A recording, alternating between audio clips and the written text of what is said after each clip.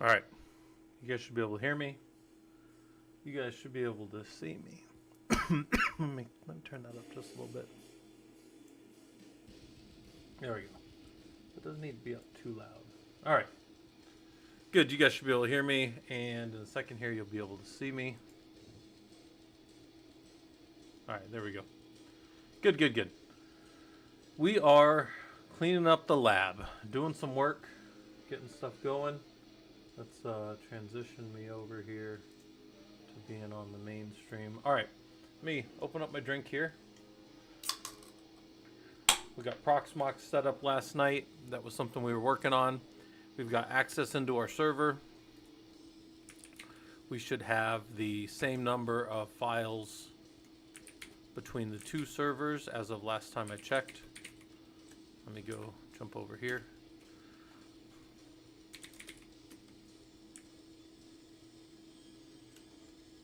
Okay, and let's just do quick 3 real quick.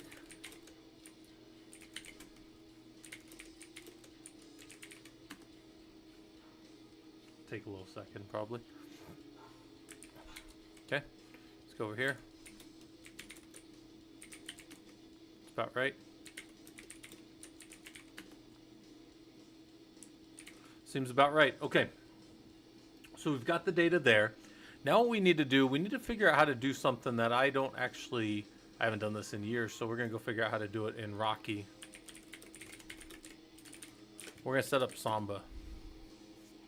So let's see what they got in here for us.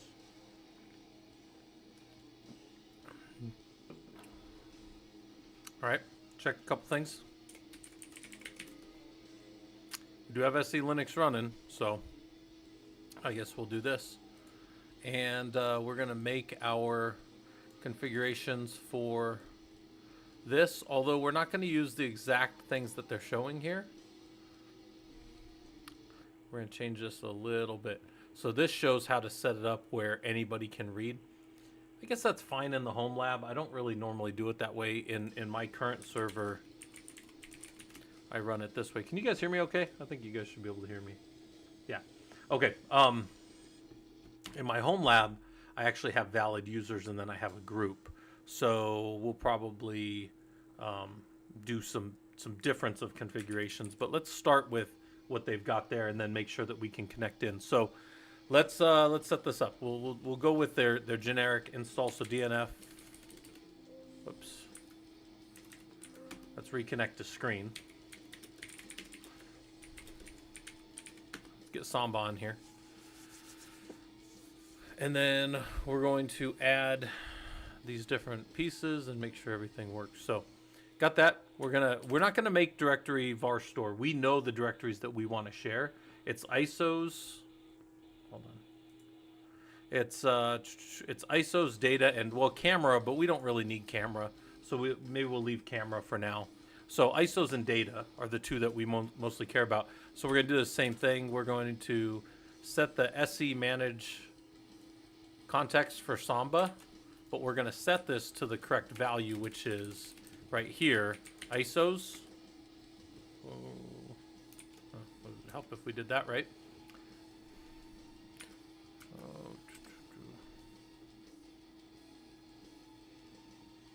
What am I missing here? Okay, and then we're going to do the same thing for data so that the data are tagged correctly. And then we're going to do a restore con against, and then we're going to go ISOs, and then we're going to go, should be able to do data. This will be a lot more. We expect that. So it's going to relabel things from whatever BS they were to what we just told the system to set them at, right? The context, so that now the Samba process can touch them, because Samba can't touch that otherwise. Right, not with, so we could turn off SE Linux, but it's probably better to leave SE Linux on. All right, let's go set up our Samba. Oh, let's make the group. So we'll make a user and a group as we have here.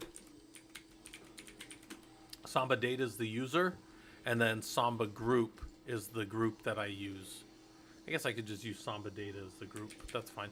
So user add -m Samba data, and then whoops, what the heck is going on here? Literally don't know what's going on with that extra dash there. Okay, user already exists. Then ID.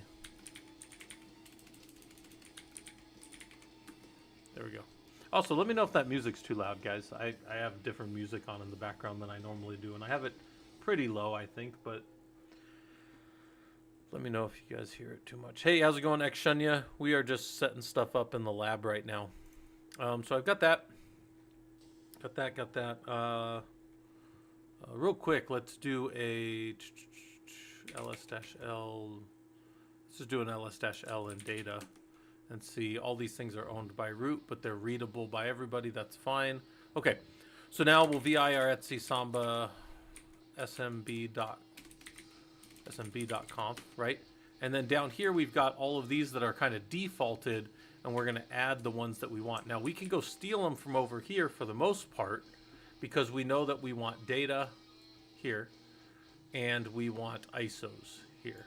So for the most part, that's fine. I don't really need ROMs right now. We'll leave ROMs there, but we've got data, ROMs, ISO, and then the valid users are Samba group. And guest okay. Yep, read only no, because we do want to be able to read and write to them. That's perfectly fine. Okay, we might have to change the ownership to Samba group, because I think over here, if I do an ls-l on data, pretty sure, yeah, Samba data owns everything. So over here, we're going to have to change that back over to be Samba data. But let's leave that there. Systemctl, restart, Samba. It might be SMB. And then we come down here, and we need to ensure that our firewall is allowing it. So firewall, CMD, permanent.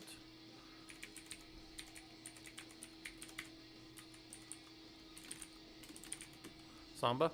And then firewall, CMD, reload.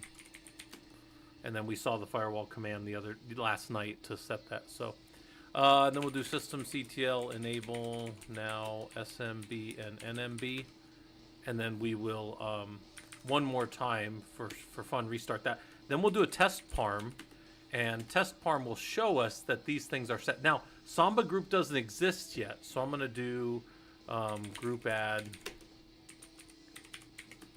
and I'm a vi etc group. So this is we're a little going off the kind of the beaten path here.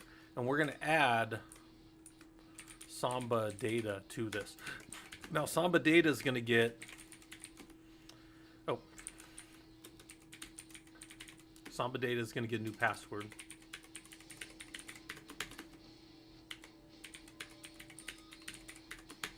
Right? If all of those are right, then I should be able to come over to my Windows box here. Right? Because if Samba's working, I should be able to come over here, and I should be able to map, right, or create a new, I don't know how to do that. I think it's like map network drive, right? And my map network drive is going to look like this, right? If you guys have never done any Windows. And here's where we were mounting stuff on my HMIG drive, and maybe we'll go with like, I don't know, maybe go with like O and P or something. It doesn't really matter too much. But maybe we'll go with, let's go with L. And then now this is going to be connected to 192.168.11.205, right? And the share backwards, our slashes are, we're doing the other slashes because it's Windows on this side, is we're going to do data. We want to connect data, right? And reconnect on sign in. And we're going to use different credentials because my box is het Tanis, right? But I need to use I'm going to use Samba data to connect in over there. So then we finish this. It's going to say trying to connect. What's your username? Samba data. And then let's make sure that this doesn't show the password. Right? And then I can say remember my credentials in there. Now it's going to attempt to connect, and it gave us some kind of problem. So it's not seeing that correctly yet. And I assume, actually, I'm pretty sure I know that right here the problem is...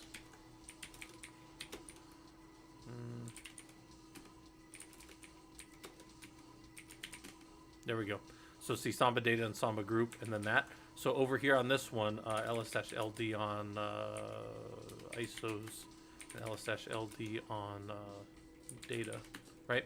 So chown, Samba data, and SMB group like that on data, and you need a -r, -cap r, so it'll do everything down, right? It's all recursive, so that'll be there, and then we'll do that on ISOs as well, and then that should be good.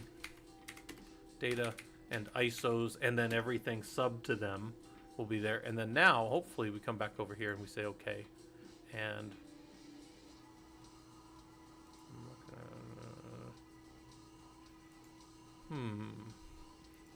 okay. 12168.11.205. Make sure that we're not losing our mind. 205, yeah. Oh, hold on. Did I not change it? I think I didn't change. Let's go look.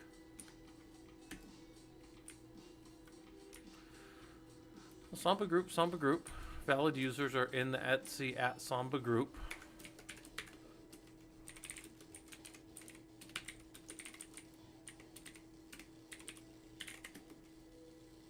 Samba data is in there.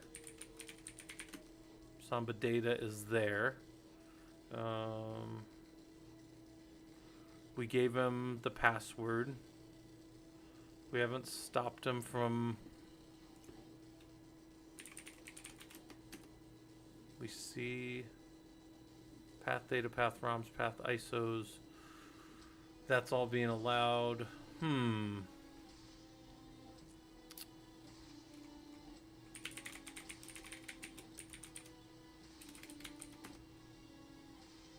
We see him started. We don't see any problems there.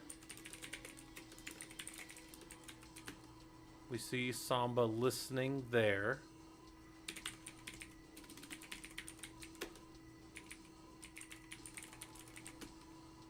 We see Samba there. And we allowed it, and we relabeled those. Now, did I... Yeah, I relabeled those. That's fine. Yep. Credible, yes. We didn't change any of this, but we used the ones that we had. Let's go check those again. Oh, we can see them right here. Create mask, directory mask, that's all fine. That should all work. Let's just try the connection again. It's possible that we did 192.168.11.205 data.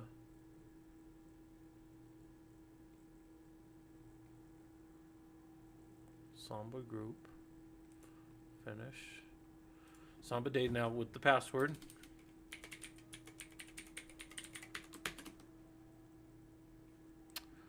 Alright. Let's try. I did the password after the last restart, so maybe, I mean, I don't think that should have done it, but nope. Let's make sure I put my password in right. Kind of a long password, Samba data.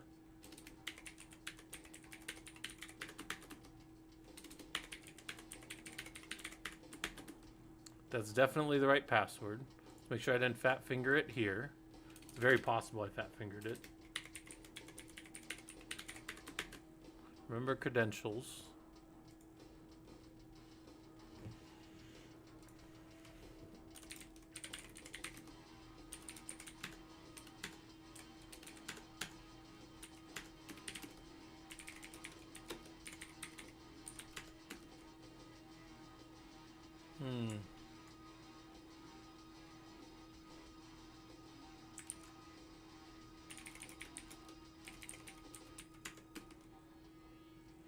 Don't see anything in any of those.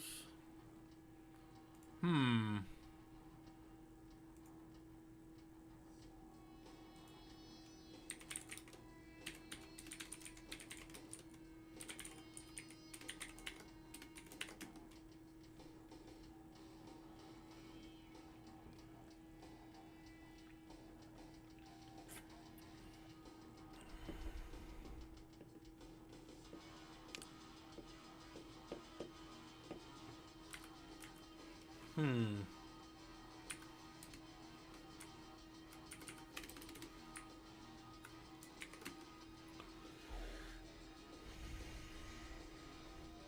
Failed adding user Samba data.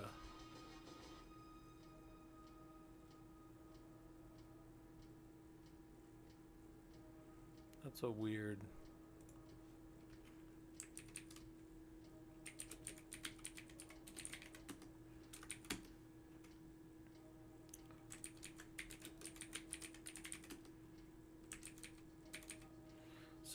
Same between those. Hmm.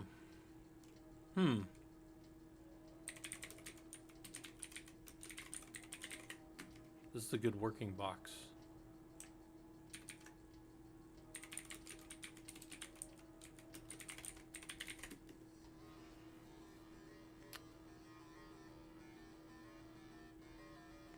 We're not getting audit because if it was going against the audit, like if SE Linux was stopping it, we would be seeing audit events. We're not seeing audit events, so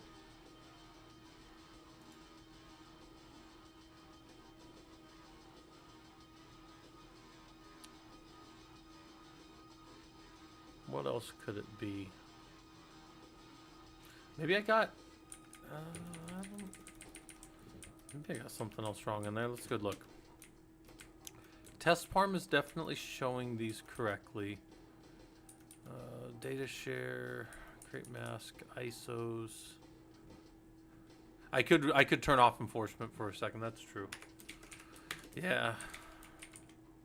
SE, what is it? SE status. Set enforce.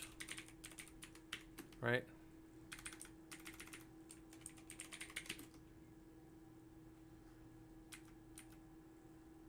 What is that? That's set enforce 0, right? Shouldn't that do it?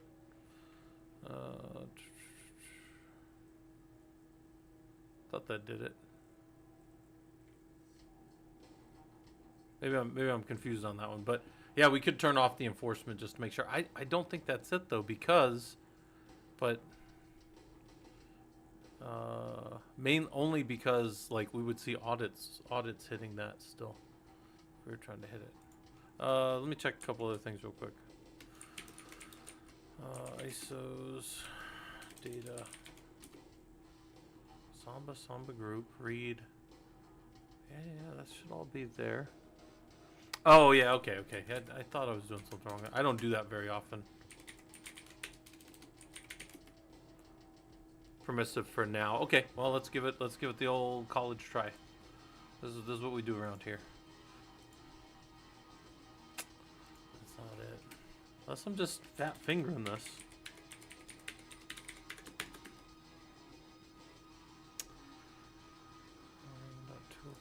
Remember credentials, okay. Boom. Alright, cancel for now. Assign different credentials. That should be fine. We are on the other, we are still connected on the other box.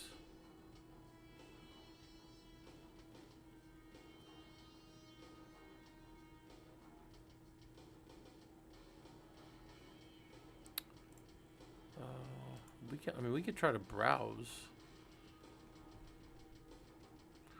just that IP. No. 205. Let me make sure. Just make sure I didn't lose my mind. It's the right address. Okay. Shouldn't be anything.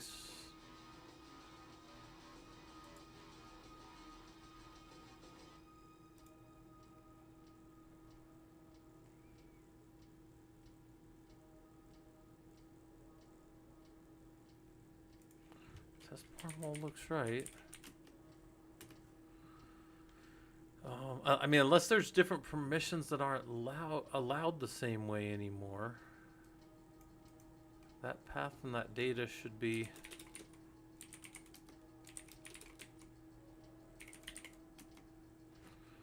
Those are there. Got the permissions like I expect for the Samba data user. For testing, I guess I can go away from the group, Samba group, and just use the Samba data user. Hey, how's it going, Haku? Over on the Twitch side, we are just messing around with the new Proxmox build, and I'm getting Hostbox moved over, connecting my Windows machines back into it. I mean, I guess I can use the exact. We can also try the guest OK, but I don't. Man, it seems like something else is going on. But we are definitely connecting to. Oh wait, hold on. What is this global parameters? I don't. Those global parameters are. Whoops, not the same. Here's the working one. What's going on up here at the top? Yeah. So this is my. Yeah. So this is different. So I forgot I had changed stuff up here. Give me a second here. I will pull up this, throw this over here so I got my notes. Let's go look, because there's definitely some things different there. Up at the top. Yeah.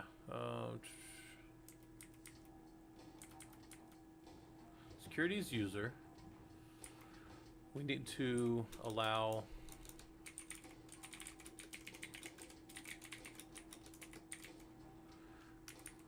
Is there not an ID? See, some of these params might not work anymore. Cups options are all.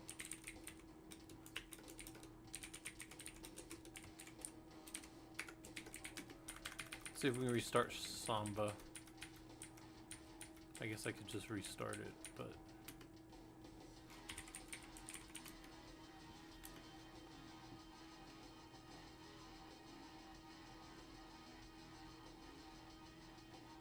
Now, I don't have the work group in that one, so maybe the work group's definitely not needed, but let's see.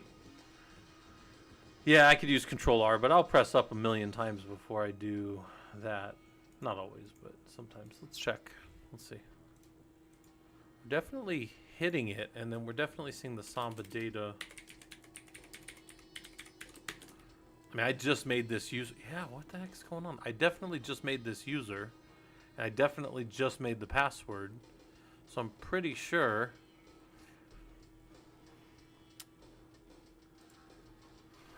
The only other thing. Let's just for fun. We're gonna make a line here. We're gonna YYP comment this guy, and we're gonna make this valid users Samba data. And we'll just use the user instead of the group. I was trying to use the group, but maybe? Oh. I'm grasping at straws a little bit here. But.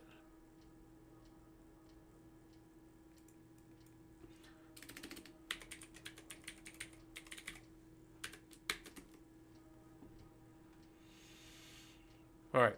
Well, then we try this. We try to do it the way they have, which is unauthenticated. We just say, screw it. We're going to take this stuff completely out of it because I can recopy that. We're not going to say read only yes. I don't want that. We're going to say guest OK equals yes. Writable is yes as well. And, I mean, oh, I don't have browsable in there. That's possible.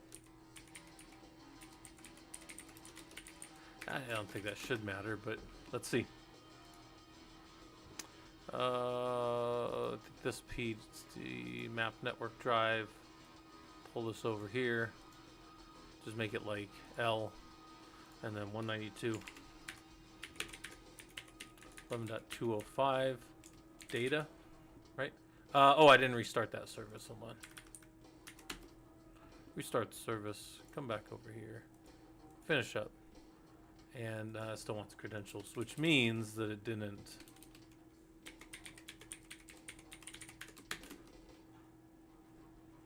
Yeah, because it shouldn't be asking for credentials on data anymore.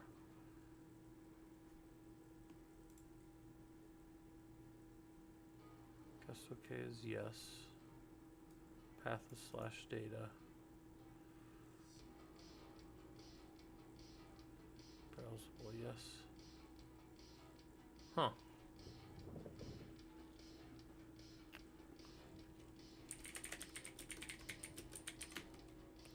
Samba thinks it's running. We stopped SE status for now, or SE Linux for now.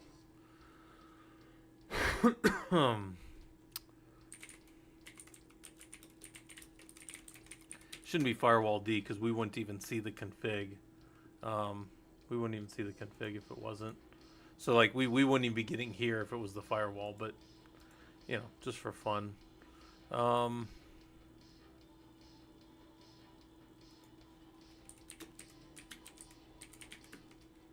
Definitely have Samba data and Samba group.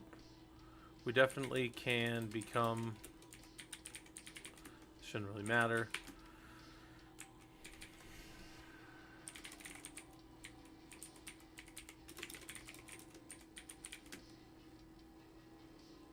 Home is Samba data. Yeah, there's nothing special going on there.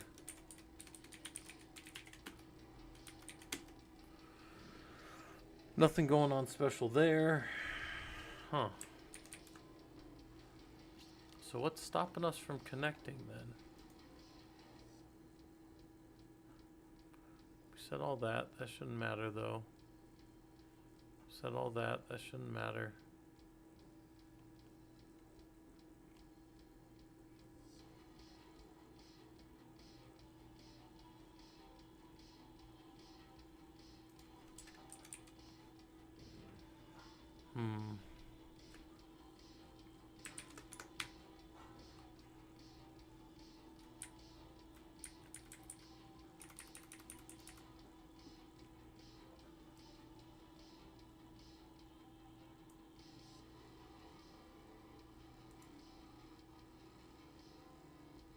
Yeah, I don't see anything. Yeah.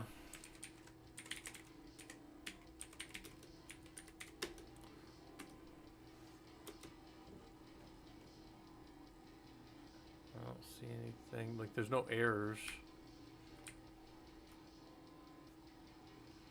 I don't know. Session over. Session open for somebody. That was me connecting in the local box. No, I don't see.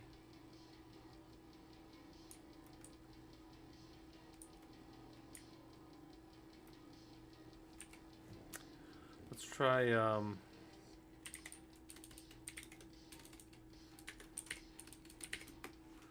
go back in here.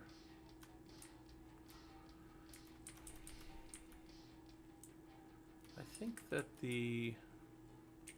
that's not needed because that was already there. Let's see what I have in mind. This is my one from the other one. Security can be user.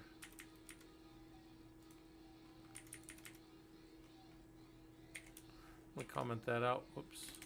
Comment that out, and then I don't care about any of that crap.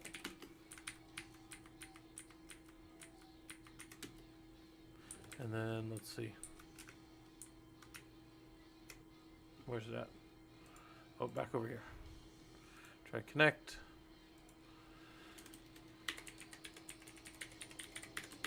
I wouldn't think that it would even need that anymore, but the specified network password is not correct for Samba data.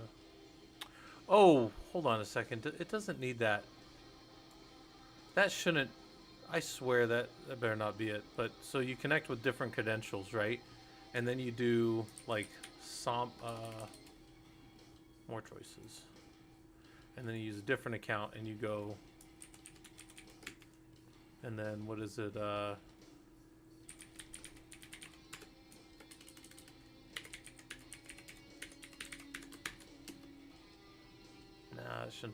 that shouldn't have been needed either. But if that work group had been included, I can see on the ones that are there. So these are the ones that are connected off the other one. How are they connected? Samba data. So they're host box and then Samba data.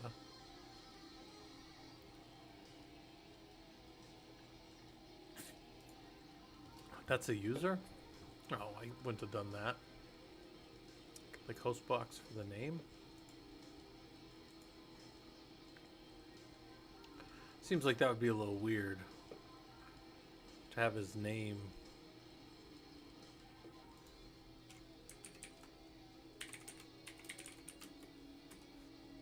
Ah, test farm. Cups user. I don't know why you would need. So this is a working config here. Or this one does work against those groups, but then this thing shouldn't even be asking right now. So I don't know why.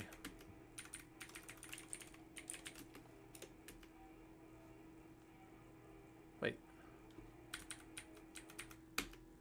So this thing didn't take my change?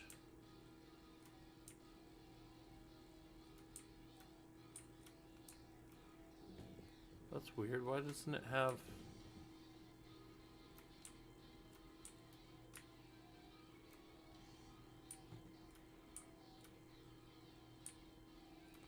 This one shouldn't be asking for that.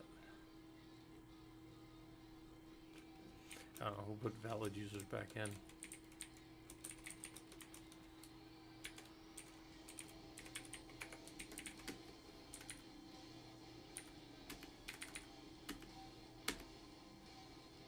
Okay.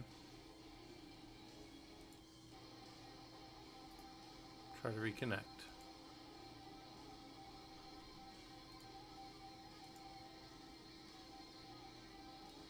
Different.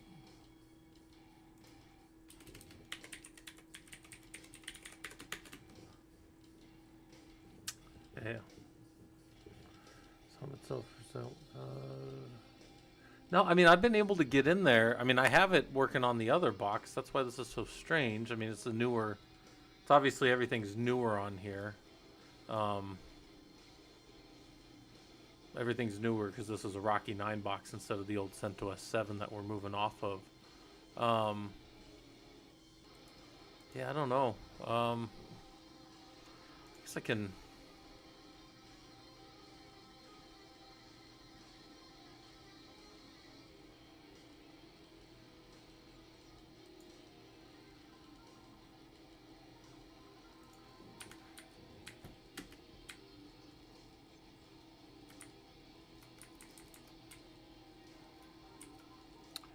I might not have the ID. I probably don't have that tool.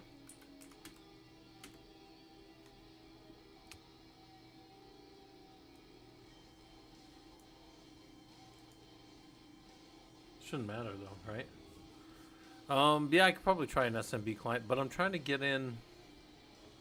I mean, I don't think I have one on the Windows side of this.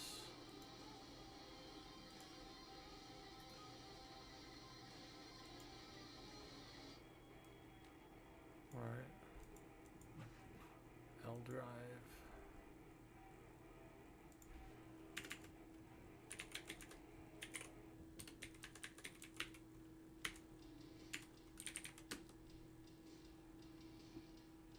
Try to get in a Samba data. Different account. I don't know. We could try.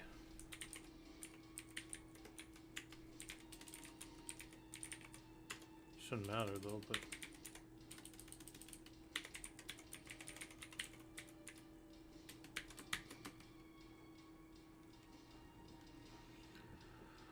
You would think this would be failing somewhere on here though. Like I should be able to grep.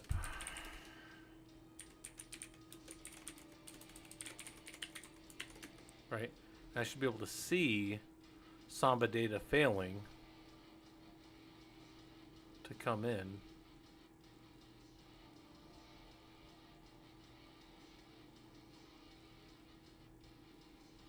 But we don't see that. These are from us changing the password and that kind of stuff. Huh. I know I'm gonna find it later and it's gonna be something stupid and then I'll drop it in the Discord like I always do in the notes. So we can find what it is, but that's not that big of a deal. We were just getting that set up because we're moving the whole lab over to that. The other thing we have to do today is get some of this Proxmox stuff running. So let's go jump over here. So this box has... Did I not put anything in here yet? I could have sworn I made...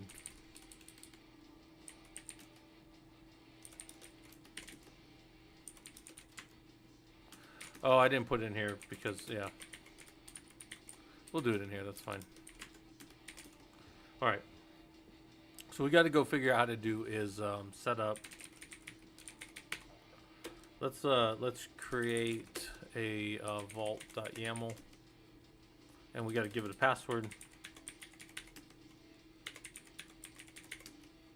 And then in here, now we've got a file that we can do stuff with.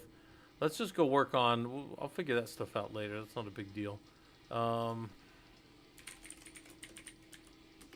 go look at their Proxmox modules real quick, which I know got moved over here. And we're going to have to put in some of this information. So we're going to need the API host, API password, or if we have a token and a secret, which is probably more what we're going to use, and then some kind of API user as well. Let's go look over here. So I was looking at the API tokens, and typically I'll make a service Ansible, and we'll just say Ansible token, right? And then we should be able to add that, and then it looks like it's going to make our token and our secret for us. Now, any of you that are kind of astute know that we can't use that now that it's ever been shown on stream or anything like that, so I'm going to have to remake that here in a second. But this is good because then that'll be the token ID and everything that I'll need. So let's go. Yeah. You can never use it once you show it. So we're going to remove it. Move this over here real quick. Over here out of the way. And we'll remake that real quick. But it's the exact same thing that I'm going to do. Service Ansible, right? And then it's going to give me some values, and I'm going to put these values here in these variables. So this is going to be YAML, so we're going to do API host. Yeah, should be able to do it like that. And then we'll be able to do API token ID. How do they have an ID? Yep. And then we're going to do API token secret. The API host is going to be 192.168.11.205. The secret, I'm going to go over here and grab real quick. So I'm going to grab the token ID and drop that. 1 second. There. Oh, that's going to be terrible if it's got a space in it. And then we're going to copy this now. Copy the secret value. Drop right there, escape : WQ. And then now if I clear that screen and pull this back over, show you guys this real quick. If we look here and we cat vault, it's AES 256 encrypted, right? So nobody can see that. And then now we've got a usable vault token that we can use right here, that will be able to be seen, or that we're going to be able to use for Ansible to communicate with this, right? Okay, so the other things we need to do, there's a couple of things that are mentioned here. I think we need to do an Ansible Galaxy and then get this, so we need to, because we don't have this package. Or we shouldn't have it.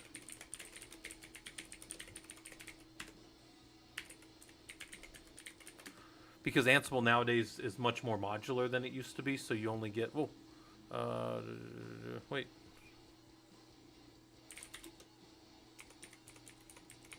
Can I get out? I can get out.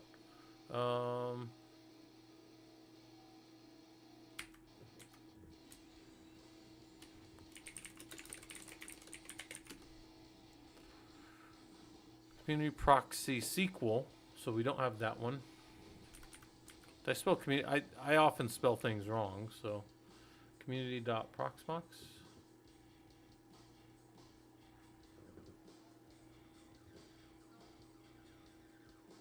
Definitely looks like I spelled that right.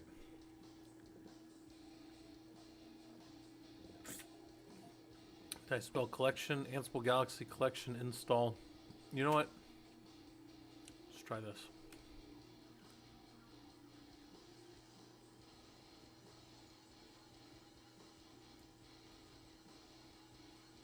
Maybe something else is going on.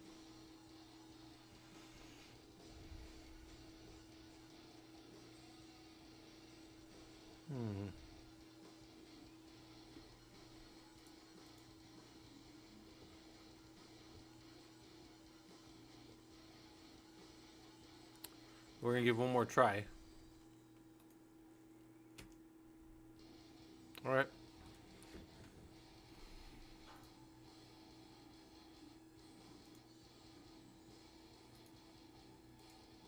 I don't want to download the tarball. That's exactly what I don't want to do. Can I just get the... Oh, I just want the link to the damn thing.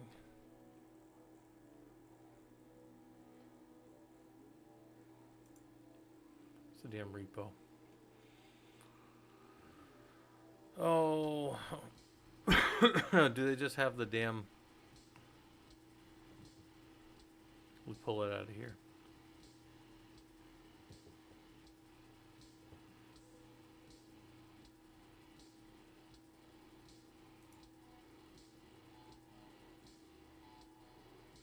You'd think they would just have it right there.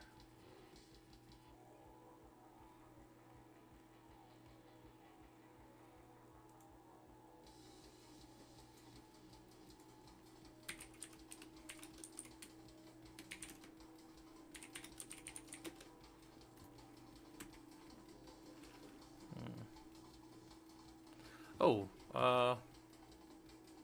that's weird. Oh, well, maybe.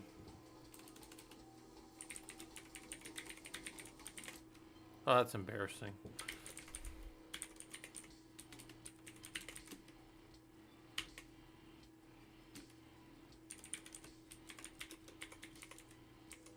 Or name server.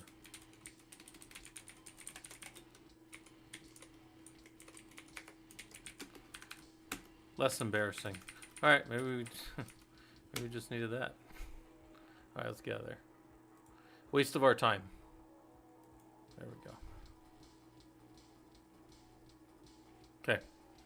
Now we got that all there. So now all we need to do is make sure that we specify those things when we run this.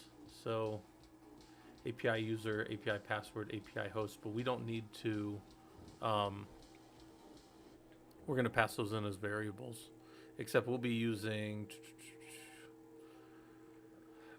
the other version, which will be the, apparently they don't have it on here.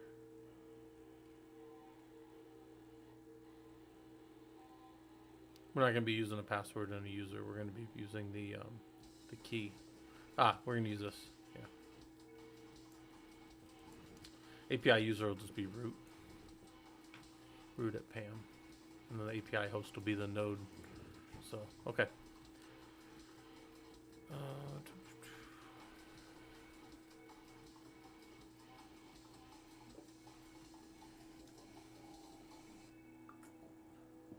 Oh, that's interesting. We can do containers in there.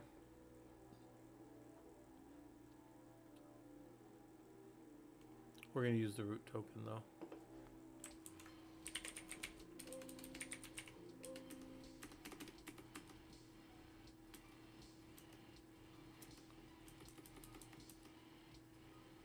Yeah. Okay. Anyways, any product? Yeah, no, I just didn't have. I had forgotten. This is a brand new box, so I just had not set up the damn DNS on it, so couldn't resolve out. But I could ping yesterday, so I had assumed that was all set up. That was my own fault for kind of assuming that kind of stuff. But other than that, Hostbox is pretty well set up. I do need to work through and figure out that Samba thing for me to be able to connect and pull things off of it. But it's not that big of a deal. It's not that big of a deal in the big scheme of things. Okay. So what else do we have to do on here then? We've got the system up. Some of you guys saw yesterday. He's got a pretty good amount of space to him. Pretty good size server.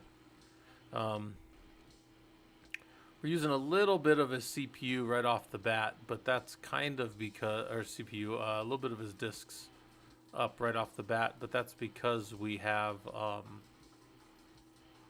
lot of storage that we were moving in there. Where is that at? Oh, here, disks. Yeah.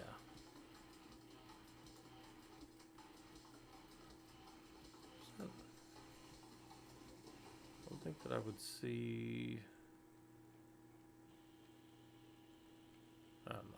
I don't know what's going on, guys. All right, I'm back. All right, I'm paying attention. Let's see. Yeah, I don't know why that wasn't. That was a weird connection problem I was having. All right. So, anyways, let's come back over here. We got all that stuff set up. He's been patched. Shouldn't have any updates. No real updates to mention because we patched them all up yesterday. He's got all of the data moved over to him, so he's got that storage that he needs. Let's see how much storage he's used on himself whenever that gets done.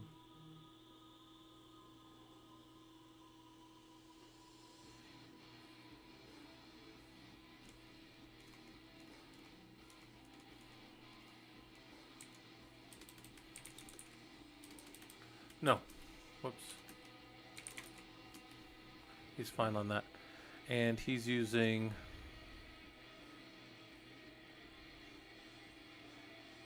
Oh, god damn it. Where the hell am I at? Okay, he's using 68%. So he's got plenty of space. 337 gigs, in fact, still free, so that's pretty good. And the other one does need to update the jump box, but we'll do that. We don't need that right now. Okay, that's good. That's good enough for government work, as it were. Then let's go to what else do we need to do on this guy? He's set up there. He's in the host box.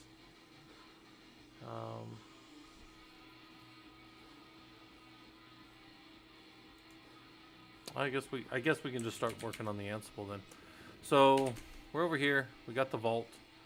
What we need to do then is we're gonna go steal something from myself.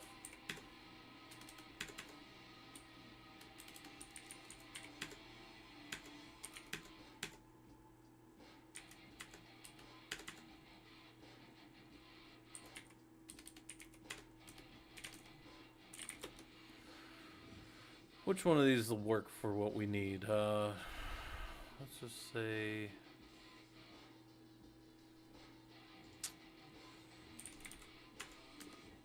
Does that have everything I need in it? That would work, I guess, as a start. Although... we're going to do localhost. And we're going to tag that.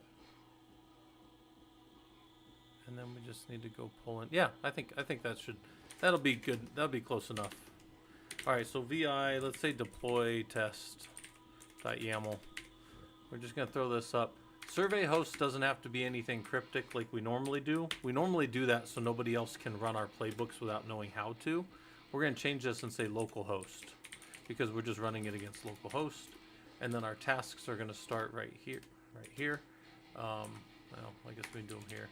And the first one will be name test a deploy API to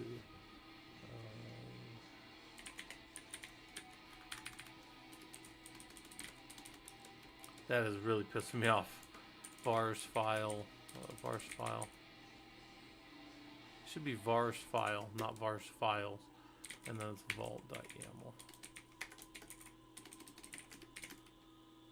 Yeah.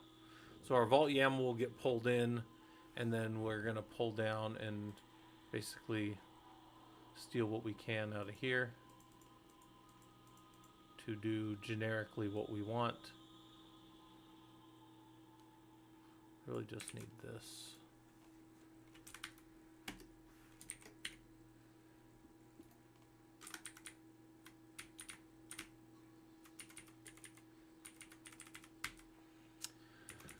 And then API token ID is going to be a variable.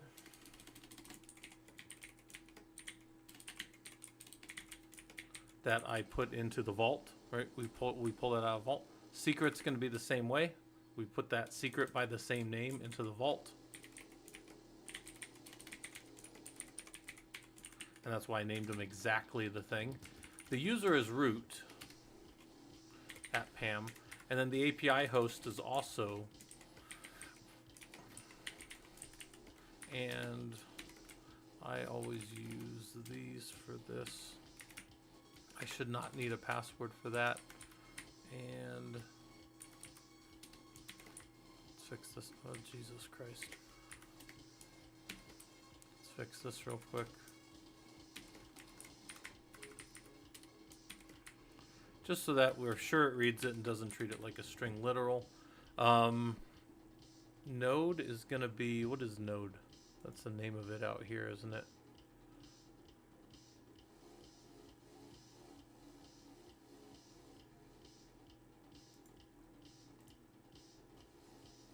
Node.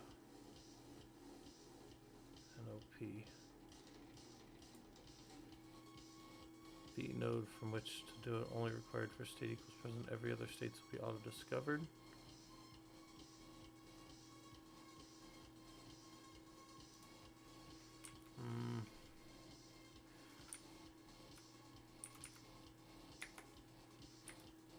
I don't think we need that, but maybe we do. Proxmox VE node on which to operate. Is that this? Just Proxmox? Because it's operate here. And then we gotta give them a host name, so the host name will be test1.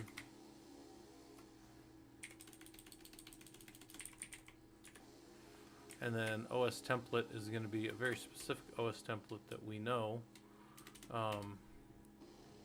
which should be coming from lab storage VM local ISO images, and then we should be able to grab. Actually, we need to store it. We need to snapshot this guy. How do we want to do that? Let's just turn him into a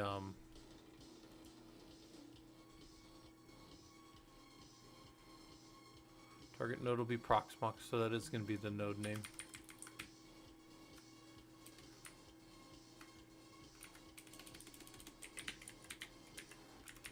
And then host name will be that, and then we're going to do an OS template. So we'll do target Proxmox. VM1, same as source, that's fine. Name test1. Hold on. And we're going to turn him into a token. API token wasn't for root. It is for root user, yeah.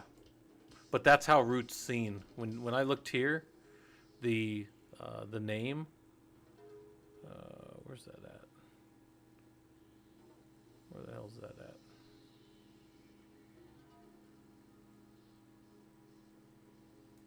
Maybe it's up here. Oh, it's up here on data center. It's called the username. It's root at whatever, and then it's because it's the authentication that it's using. So it's root at Pam. It is the root user though. I think I can see this. Yeah, root at Pam, and service Ansible, and then it won't show. It'll never show you again that key. Once you have that key, it'll never show it again. So those should be right. And the API token ID, this value I put in the vault. So I can't show you guys the vault, but the vault has the key value pairs of each of these in YAML. So then I can read them in, and they should have these names. If anything breaks, I'll go check the names. But now that this thing's going, we're then going to convert it to a template, and then we're going to use that as the OS template. So this isn't the OS template that we'll actually use because this is already set. Well, you know what this is? We actually need to let's stop. Let's delete this. We'll delete him as soon as he's done because he's way too much storage. I didn't even think about that. We shouldn't be using him. He's got way too much storage to him. We just need to just create a new VM. Let's call him Prox102. His name will be Test2, so he's out of the way. Resource pool will be, where is he at? Yep. Oh, we got to build him from scratch then, don't we? Oh, it's a hassle.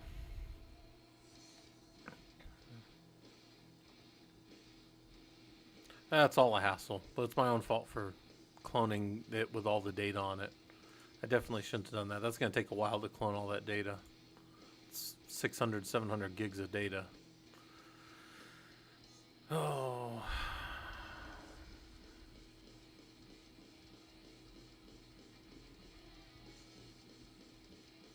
Do they have pre-built templates already out there that I can just download? I bet I can. Hey, Fisherman, how's it going? Yeah, sorry guys, I'm just kind of looking at I'm kind of moving around a lot right now. I'm not focused on any one thing, but I do need to make an OS template, and I chose poorly here. I should not have cloned a box that I had already pushed all the data to. I don't know what I was thinking, because now we're gonna have to clean up the storage. So like, look at this massive. There's gonna be a massive jump in storage usage until I delete this one, which probably can't be finished until this process is done. Maybe I can stop the clone. Can I stop the cloning? Yeah, let's stop the clone. Stop the cloning. Get rid of him. We'll just make a new one. Yeah, we'll make a simple, or, I mean, I guess we could look to see if there is a way to move things over, but that's fine. We'll just make one, and this will be test one now. And his OS will be a local ISO image, and we will give him Rocky 9.4, so he could be the simplest little box ever. And we'll just build him. We'll build him from scratch. Once we build him, he'll become our template, and his disk size will be, he doesn't need much disk, because when he's being used as a template, he's going to be just created and destroyed. So his disk size isn't that important. But his CPU will be 2 total cores, 2 virtual CPUs. That is something we want. And his memory is going to be 4096. So we're going to give him 4 gigs, because that's enough to do pretty much anything you'd need to do on most Linux boxes for a test lab. And we'll go ahead and start him. And then once we have him, he's just going to get cloned down. Once we build him, we're just going to turn him into a, whatever that tool is called, where you can, convert him to a template. And then we're going to use him as the OS template and just see if we can deploy other nodes from him. So this name will be test, I don't know, Ansible, something out of the way. Right, but we need to finish these steps to be able to get the OS template to be able to automate it. Hopefully that makes sense. Like I'm starting at like very bare, like I've only touched the server as of yesterday around, 3 hours ago, and then so like 27 hours ago, and it's not like I've been working on them. I've been working all day at work, and it's actually funny. I had a lot to do at work today. I'm the on-call for NOAA, but I also had NOAA. But I also had like a lot of stuff going on today. Like people needed stuff, and I had to build some tooling out and build some backup stuff. So, anyways, let's go in here. Let's go to his console. He's booting. He's gonna have all this same stuff from yesterday. Again, you don't want to have to do this often, but for one time, it's not that big of a deal. We're just gonna make him a bare server. Yeah, most bare, simple thing he can be.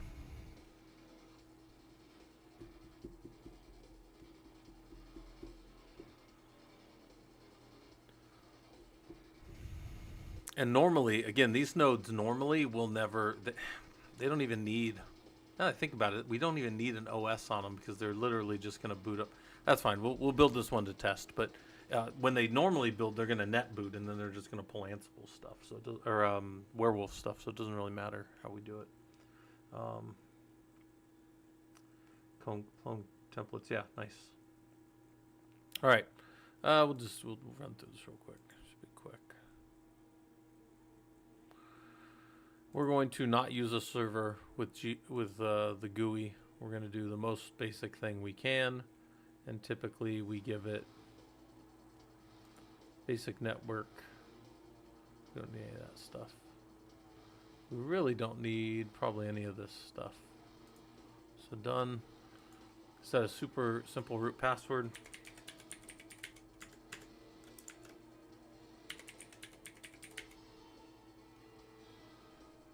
We can allow SSH for root if we want. Don't care about any of that stuff. We give a network and a host name. We don't care about any of that right now either. We should be able to just go here and say do your automatic partitioning. Sure. And then it should let us go. Yeah. All right. When he's done, we're going to turn him into a template, and then we're going to use him as the OS template right here. And I assume that's the generic name VZ Temple, TMPL, but we'll see if there's a specific name that's given to it when we put that on there. Like wherever lists local. Whatever templates we have here. Oh, maybe we do have some templates already. I don't know, maybe we have templates already set up. I don't know. Looks like it's possible that we did have some templates already in here.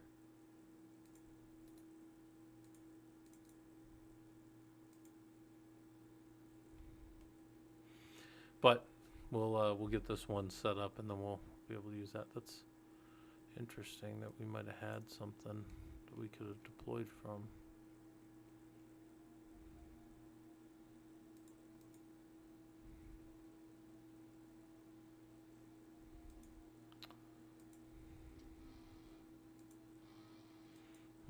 I guess if you knew where you had one, you could pull it down. And we'll go ahead and save it. Shouldn't take too long to install that. Your farm said Cloud Init. I haven't really used Cloud Init much. I mean, I could try to figure that out, but I don't really use that. I don't know. I mean, I have stuff up in AWS, but I've never tried to pull it down. I mean, I use the AWS OS sometimes, but not super often. Not professionally anymore.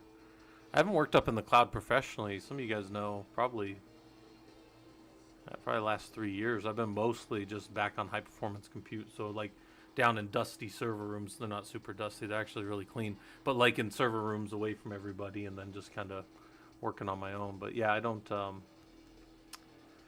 really mess with Cloud Init much. We should, but yeah, I mean, if once I figure out how to do some of this stuff, I definitely can do that. I just think that I should be able to take this server and turn it into a template when I'm done, and then be able to use it as an OS template. Now, if there's another place where these are stored and I can just point at that, I would gladly do that. But it looked like on my machine that it showed that, but there's not actually there unless you download them. So like, I don't think these templates are actually here. I think I'd have to download them. Yeah. So I think I could download the Rocky 9 default if I wanted to. Yeah, let's do it in the background.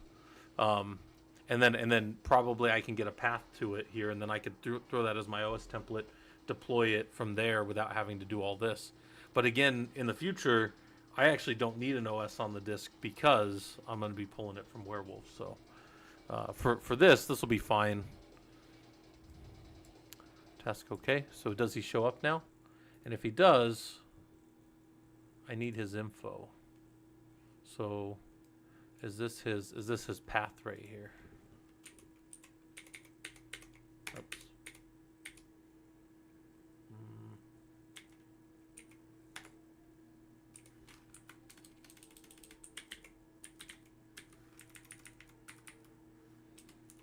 Test Ansible.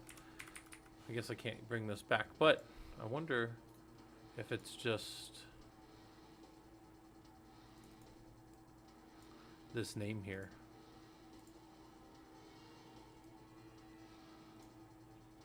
Because, I mean, I would think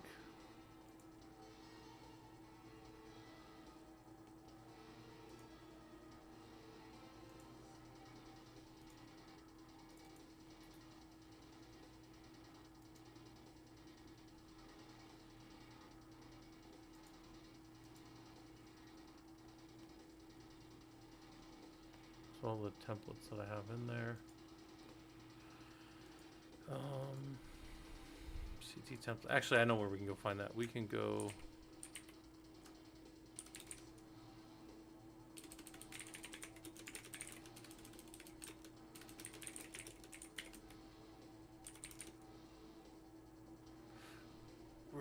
was that?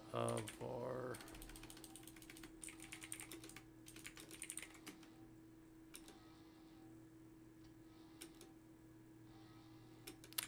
Oh, it wasn't in there. Hold on. I'm pretty dumb sometimes.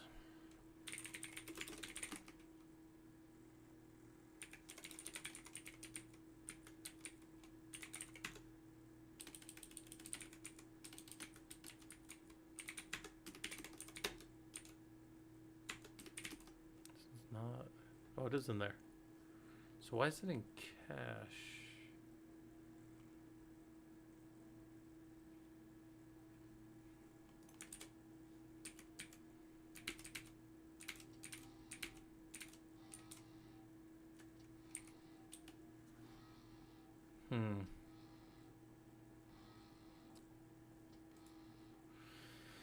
I don't know. Maybe. Maybe it's this.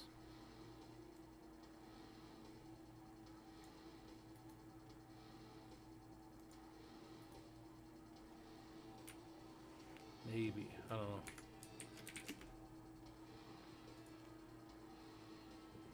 Let's go here.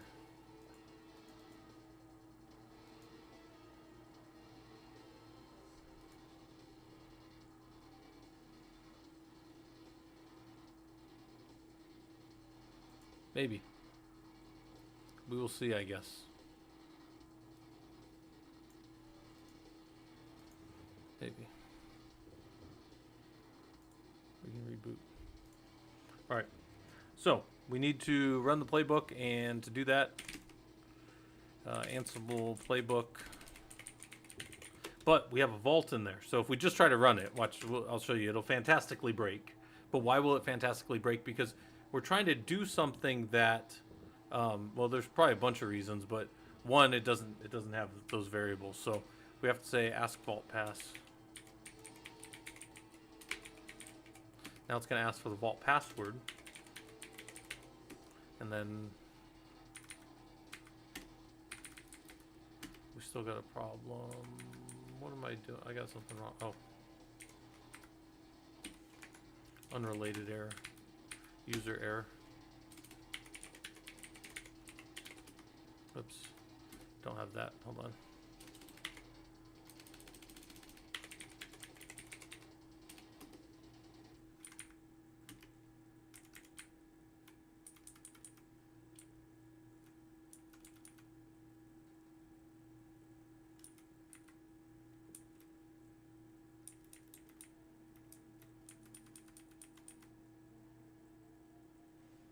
I should run.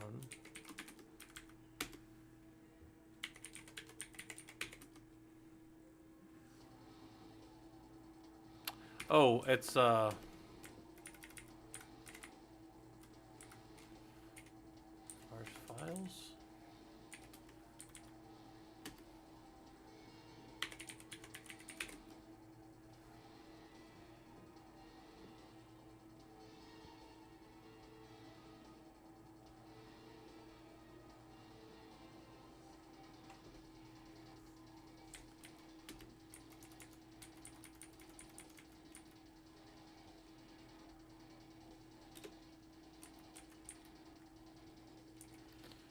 I don't think it should really matter, but it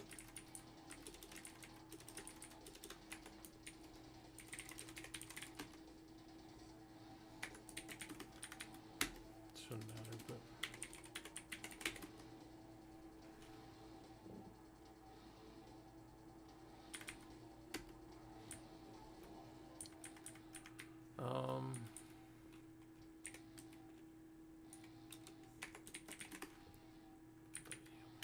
one more shot.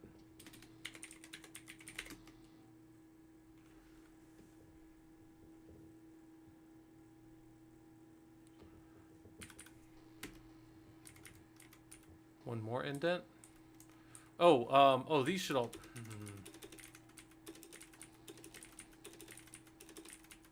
Right? My bad. That's definitely. I don't know why I wasn't seeing that. That's silly. Okay, let's see what our connection looks like when it breaks. Okay. Oh my god. I swear to God. Did I really write something called Proxmoxer? Where is it at?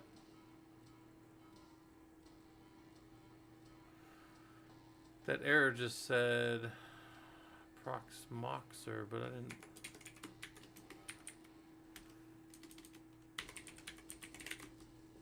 Hold on. Let's look at the error again.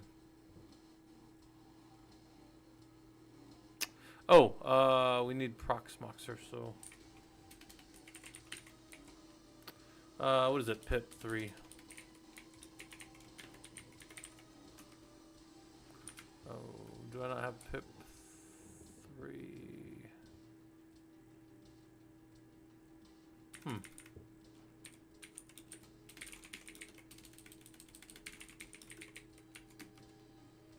Well, I thought Pip 3 would have been.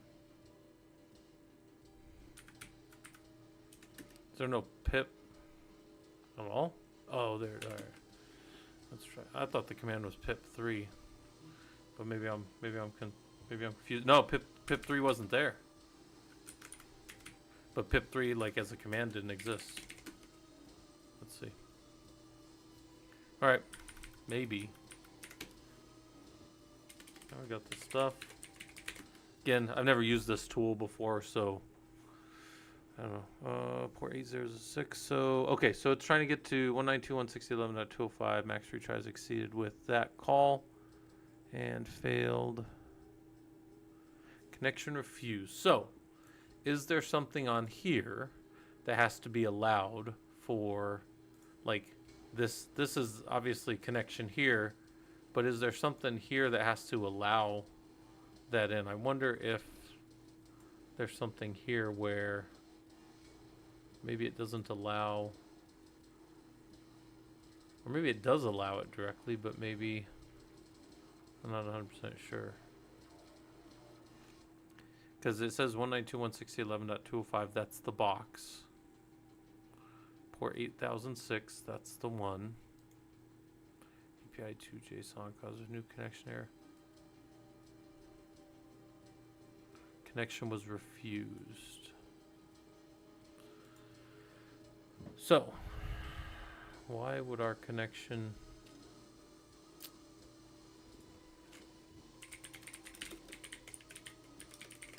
Is there something to turn on?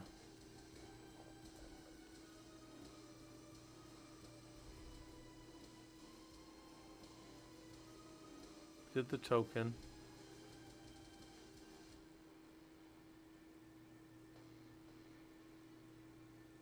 Maybe we didn't add the token. We have a token, but maybe we didn't make any permissions for it. I don't know.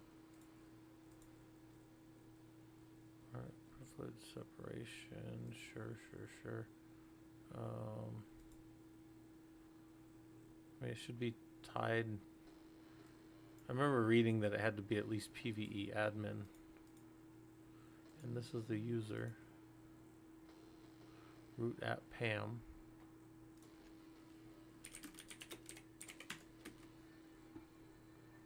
Root at Pam.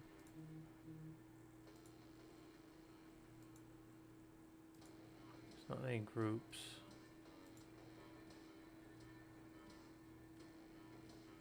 Assign a role. Permissions. So navigate here. Permissions.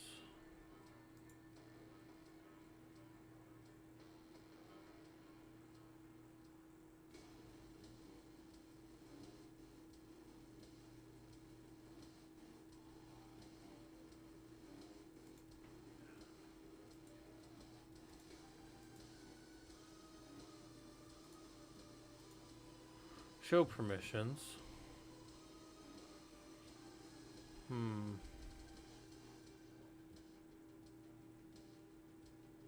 Doesn't seem to have any permissions.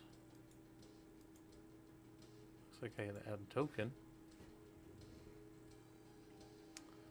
Node name correct. It should be the name of your host. Yeah, I mean these should be. Yeah, so the API host is the one that I'm hitting, and that's what it's showing here. That's the right one. Yeah, I can ping it. 100. 205. 11.205. Yeah, so I could hit it. Why don't I have...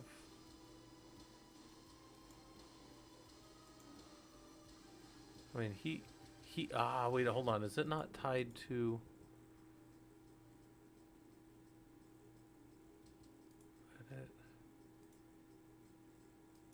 Key, no. It's my token here. We need to give him permissions.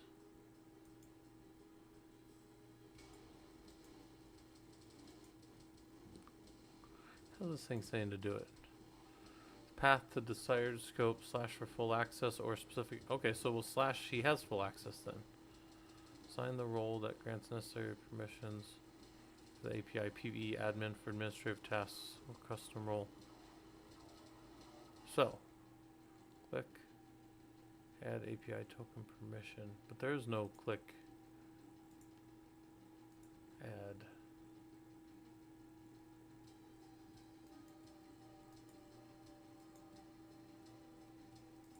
This one. Could we edit this and give him more permissions? Nope.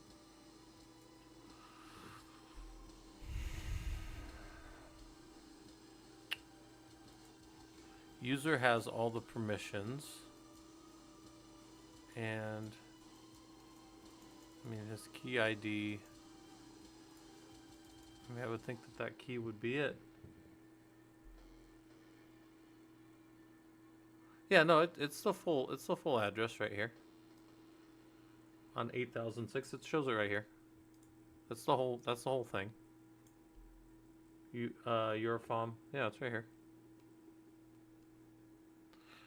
But it's just not connecting. Notice Proxmox.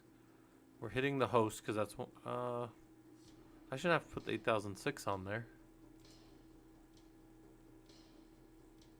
Yeah, I should just give the name.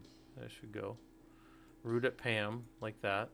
I don't need a password because I'm not using the password. I'm using the key. So I should just be this one. Using the token ID, and I know that those are right, or I know that those are what I generated for the names. Service Ansible and the other one. API user. Do I need API user? No, I got that right. Notice Proxmox, that should be right. I took password out, but I shouldn't have to give the password if I have the token, right? I mean, shouldn't. I wouldn't think. I mean, I could add that in the vault. I could put the password for that account. It just seems weird. Seems like I wouldn't think I'd need that.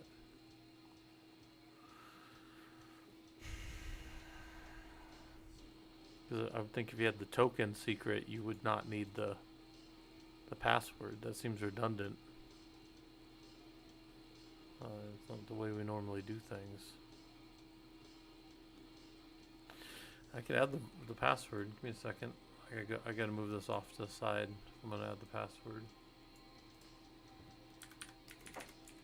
And it's Ansible vault edit vault.yaml. And I need to know the password to get in there. And then I'm gonna add the password is equal to, and I guess I'm going to give it the password for, you know what, just for fun I'm going to put some single quotes around those so I know that they're read correctly. That shouldn't matter, but I'm going to do it anyways. 1 second here.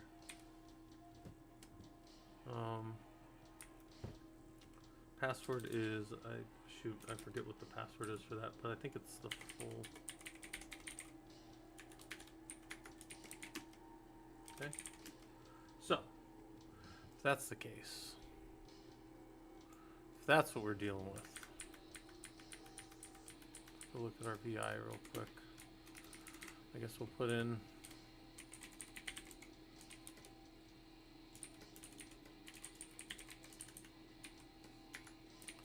Although I think still kind of, I think that's a bit silly.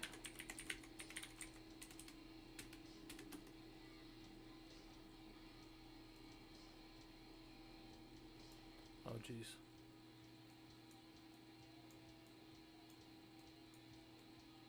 Oh my god, that's like the most annoying resizing I think I've ever seen. Everything's trying to resize, everything's trying to be bigger than it should be. Jeez. Alright, this one's different though. This is a different error.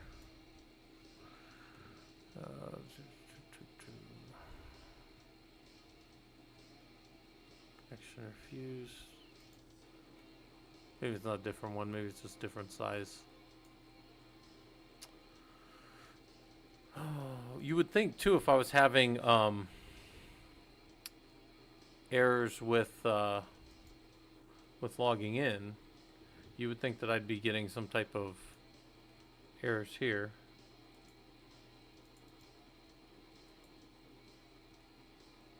17, 19, 21, so that just happened. Let's watch that again. See if there's something else going on.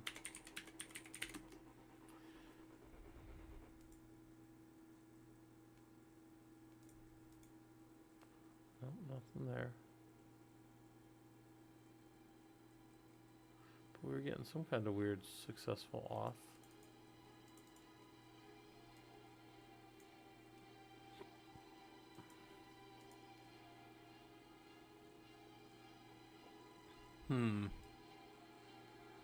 Alright, I gotta figure out how this API is working then.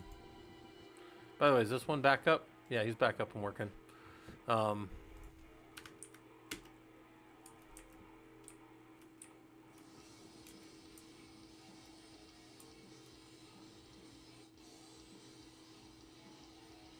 Can I just stand up and empty? I don't want to grab it. I don't want any OS template.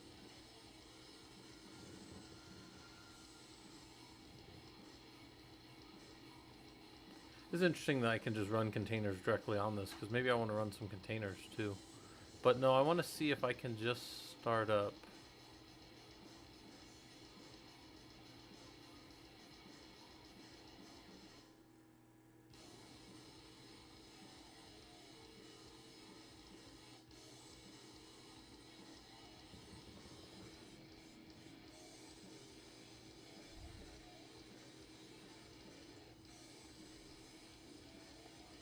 This is the most simple little thing.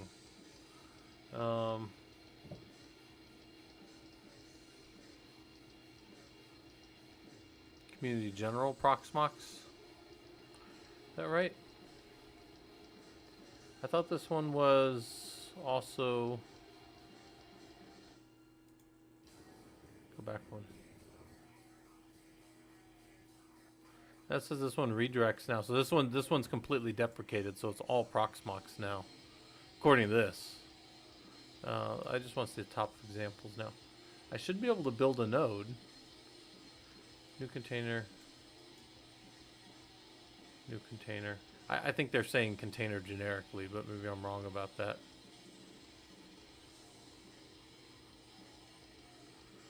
Polysign migration. Yeah, I'm kind of moving over, messing around with this a little bit. I do need to figure out why.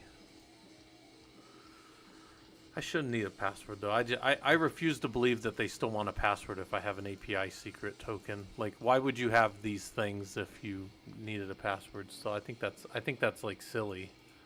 But I also don't know why we need to use an OS template. But it says it is required if you have state present, so apparently you need to have something to boot off. I'd like to just build an empty container or an empty system.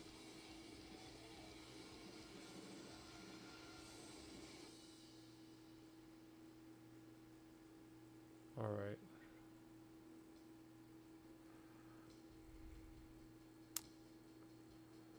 API host. We're definitely hitting the API host.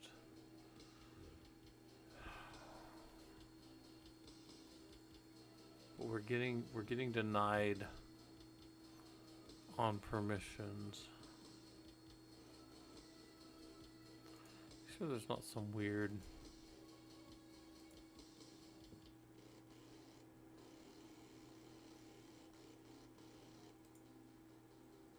didn't say we're getting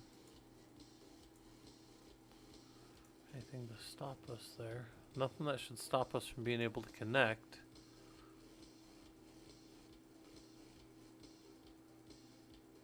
Well, that'll do it. Oh my god. You know. So.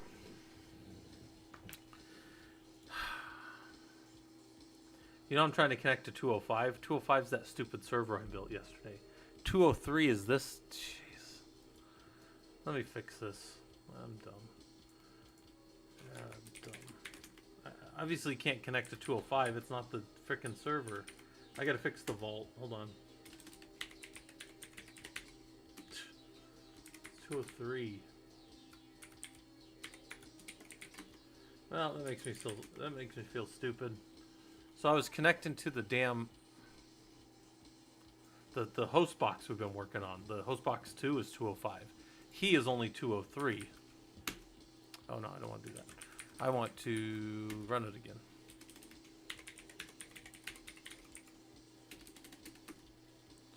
Maybe this time something will happen. Damn. That was dumb. Alright, we got something else going on. No such. Oh! Root at Pam. Root Pam. So that's a problem. Root Pam, exclamation mark, should be then service, right? So however I'm reading that, I've read that wrong. Or looked at that wrong. It's data center API. It should be root at Pam. And then inside of it should be service underscore Ansible.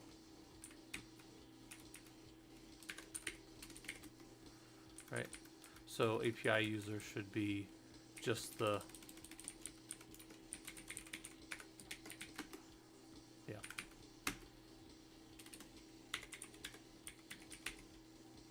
that right? Yeah. Maybe.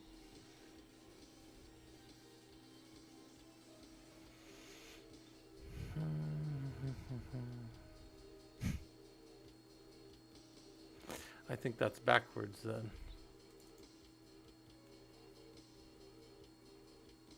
Because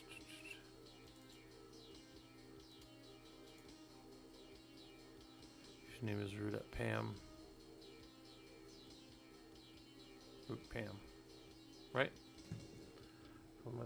Ansible version then for I'm gonna do this. I'm gonna have Ansible do it, and then the build is the running of the servers is gonna come up through a tool called Werewolf. I'm gonna use Werewolf for that. But where? Yeah. So now I think that's backwards. At least from what I was reading here. I think the user should be that exclamation mark service Ansible. So why is that? I think I need to go look at the vault real quick. So let me go check in there real quick. Because in there I have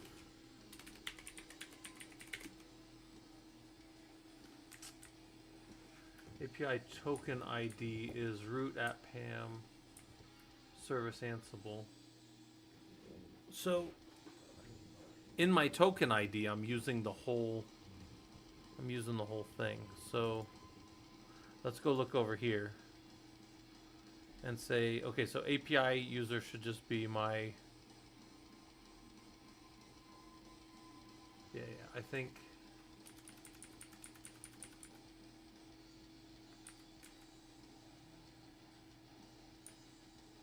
let me comment this one out.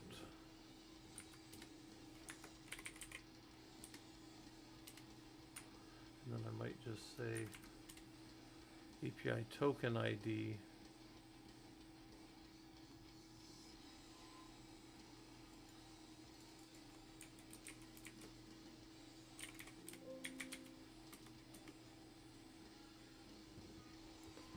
so the token ID can just be my service Ansible. Okay, I had everything in there, which was more than I needed. And then I think my API user can be, okay, yeah. So API user can just be that. Okay, I think that'll work right now. Service Ansible and then the API. Yeah.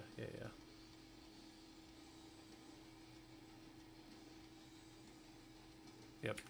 Okay. Let's try this. Probably break a little different, but hopefully it'll at least try before it breaks this time. Service Ansible is not a valid token, so all right, so oh, my API user does need to switch. Okay. Or it's back to my root. So that's the one that's busted now. All right.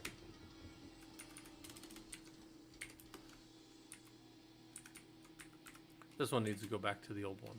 So root at Pam. This will be better, but it's still going to break. But hopefully it breaks doing something. We're doing VM. We're doing VM leth. Well, I'm trying to do VM. If I can type in my password correctly, I'll do a VM. All right. Allocated space. So permission check failed. So storage local data store. So it's probably whatever this isn't correct, right? Because I'm using some kind of default local VM, you know, VZTMPL, but who knows if that's. So here's my local, and then yeah, I don't know what the whole path to this is.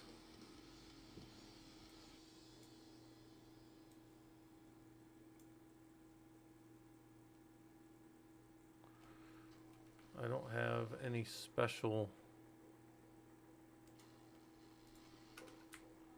It could just be local. Try it.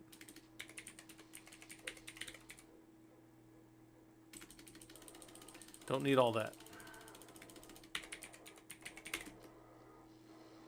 Let's see.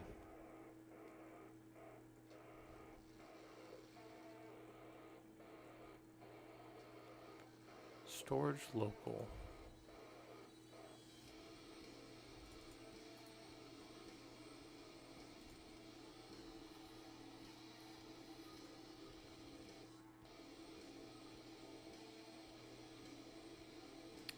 Yeah, there's not much in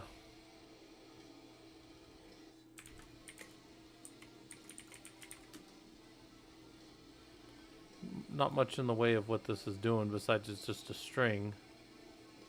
They don't really tell you much. I mean, I assume it's local, and then it's something to some path. And that's one that we pulled down just to use as a test.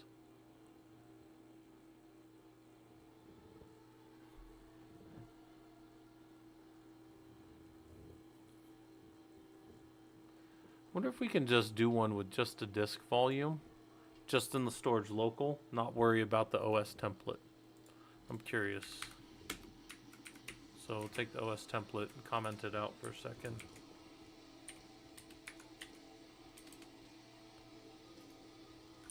That's terrible. And it looks like that needs to be in, so let's just try that.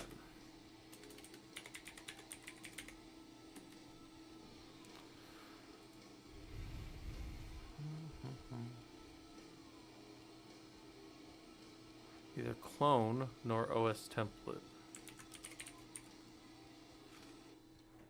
Oh, so we could clone one.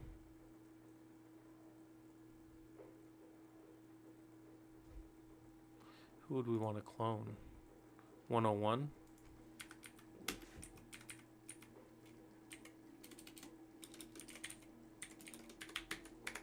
That's what we built them for. At least we're getting past the permission error. I'm not really worried. I'm not really worried about what this does. I just want to see if it works. Exception forbidden. Check failed. VMs 101 VM audit. So I failed to check that, which seems weird because I would have thought this key had all the permissions. Or this token.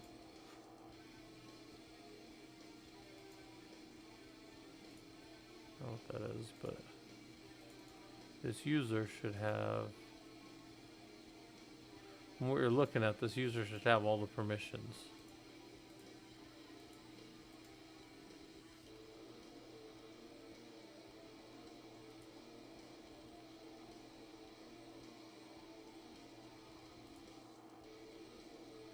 Maybe that was our problem.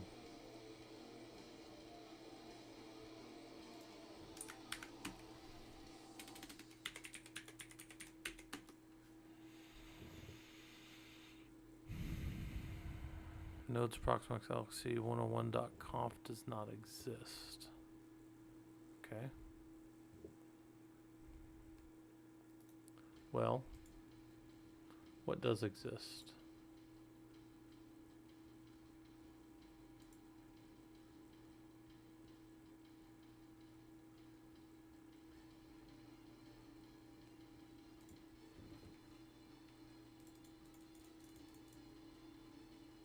Description, hostname, and pool will be cloned.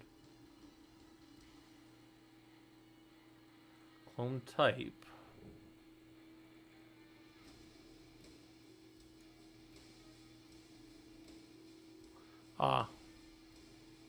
LXC containerization, so maybe we can't use clone for that. Yeah, I didn't make a dedicated user, but I mean, my root user should, I would think, have all permissions. I would have thought.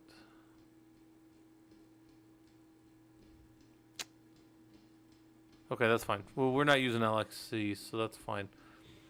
I'm really just kind of messing with this to see. Oh, did I close that? To see if I have the, if I need to build it this way or do I need to use Terraform. And it doesn't really matter to me how I get a node stood up. Once I get a node stood up and I have a MAC address on a working interface for the network, I'm not really super concerned after that. Once I have a network device up and then I can feed that over into Werewolf, I'm fine with the deploy of that.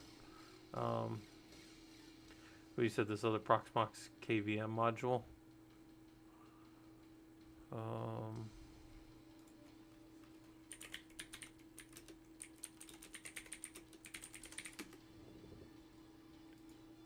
Let's go look.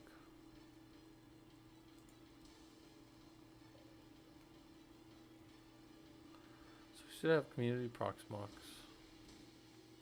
I bet most of this is the same. Let's go see. Oh my god, what a long frickin' set of...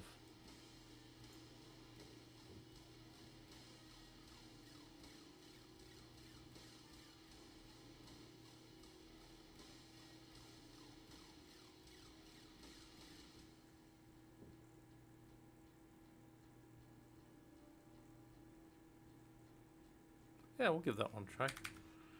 We're just messing with this anyways. I have no idea where we're going to end up.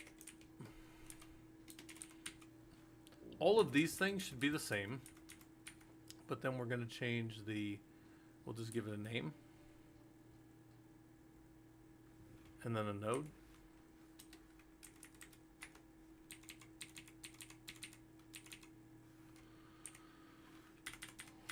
Name can be test Ansible. And then node, actually the node's gonna be up there, so yeah, let's see if this just, that looks like the bare minimum right there. I'm curious. Looks like I'm missing something. What's the minimum thing? Node and name were there.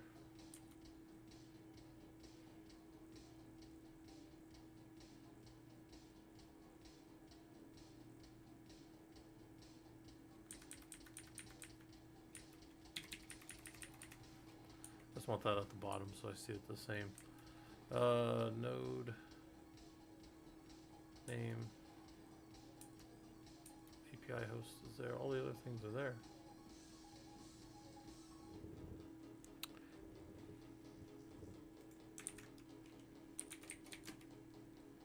Oh, I just give them one out of the way. We'll set all these ones that we're messing with at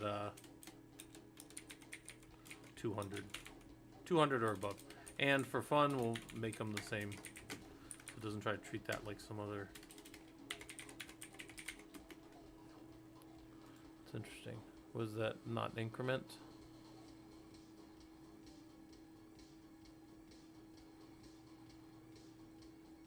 Guy token ID cigarette.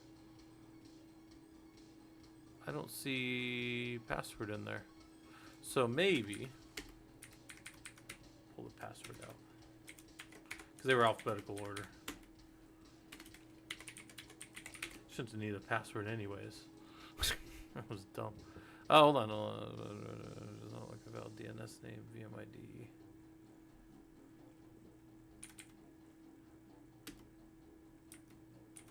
So name doesn't look like a valid DNS name. I don't know. They treat them like that. I don't care.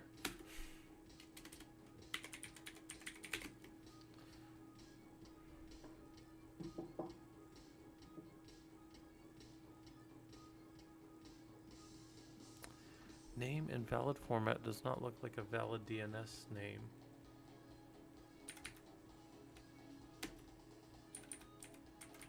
Oh, let's fuck it, just pull that out.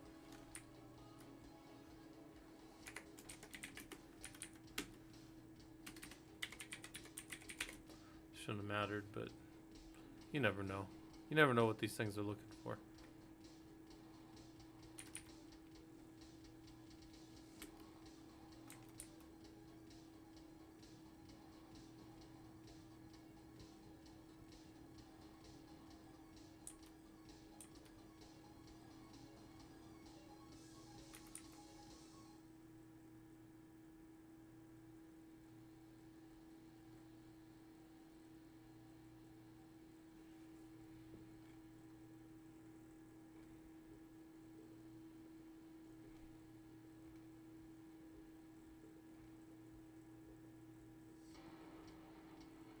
I mean, I don't know why that would matter, but UID is a number. Yeah, I mean,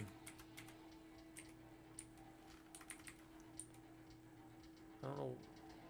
I'm missing some. Do I have some special character hanging somewhere? YAML can give you some kind of fits like that sometimes, but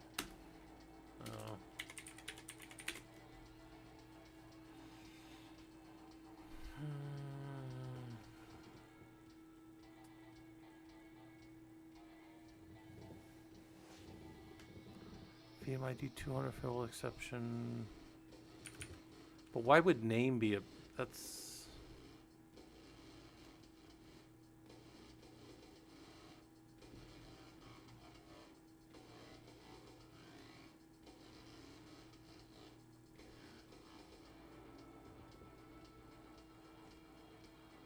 That seems super. User password host. Yeah, I don't.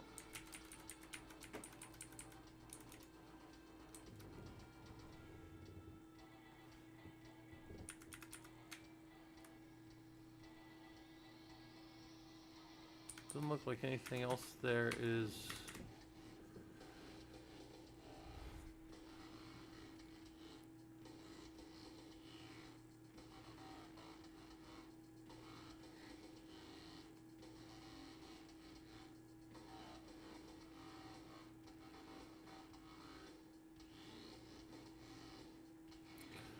Wait, so I could actually run this against a node that's there and just see. Oh, wait a minute, hold on. Why is that?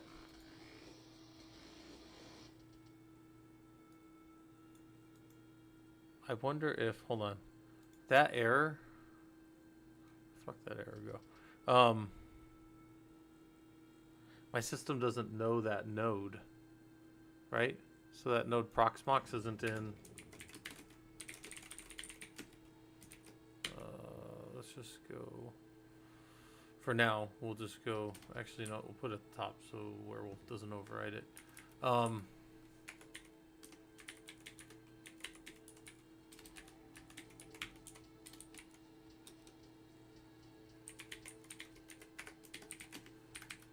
Maybe that's what it's doing.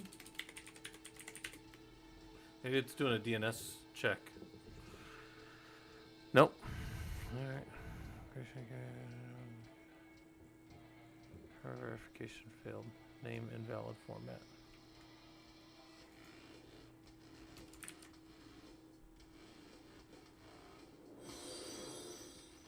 PMID 200.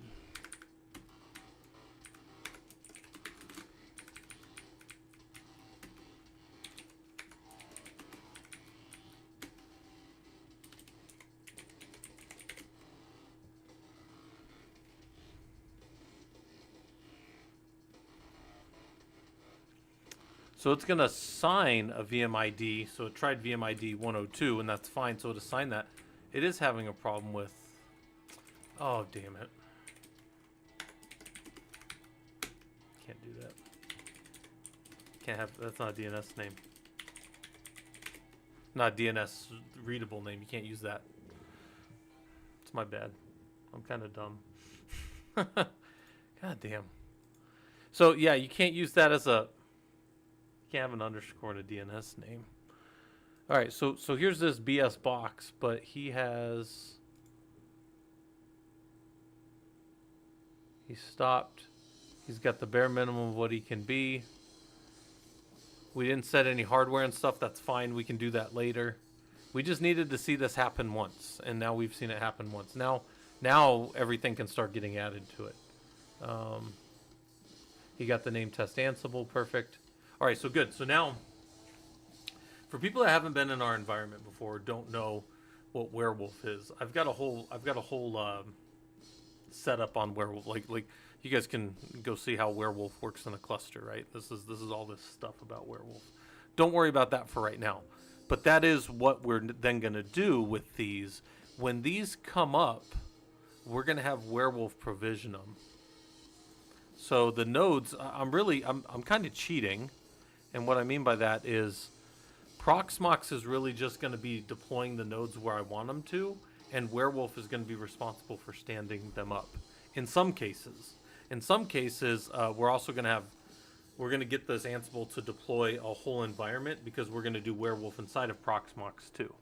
So, I do have a Werewolf that recording I did for a Werewolf users group last like 2 weeks ago. So yeah, that's up on my YouTube. Yeah, if you go to the YouTube and then you go, I don't know. I think it's in my normal feed, but it's it's there. Here, I'll link this for people that want it. Over on the YouTube or on the Twitch side, there's the YouTube, and then yeah, if you look for Werewolf in there, you'll find it. I just did it the other day. I thought it was pretty good. It's that whole presentation on how Werewolf works and what it does in supercomputing, because that's what I do professionally, right? Is like run supercomputers and stuff. Yeah, yes, you were right. Yeah, the other one I was doing was LXC. This is going to be KVM. So then this is going to be some node. Looks like he's turned off by default, which is fine. And then I'm going to be able to set his options or his hardware. Where is all his stuff? He didn't look like he has, like, we didn't set up a network with him. We didn't set up any of that stuff. So we're gonna set him up. We're gonna make them, there'll be 2 CPU, 4 gigs. And then we're gonna start moving stuff. We're gonna start moving stuff over to here to run on this system and be able to slowly decommission the old nodes off. The old Sierra Adventure games, nice. Oh. What's that? Oh, yeah, I don't know. Yeah, Eurofom, yeah, VM, it is a VM manager. It does virtualization. It's basically a type 1 hypervisor that we can run. And I didn't realize until I was just messing with it that we could do containers on there. We probably won't do containers directly on there because I don't see much of a use case for us to do that. We could do that all up in our Kubernetes clusters, right? I don't see it. I don't see a reason to have like 10 tools to do the same thing when Kubernetes already does that well. But for us, for this is a good little start. Can I just delete him?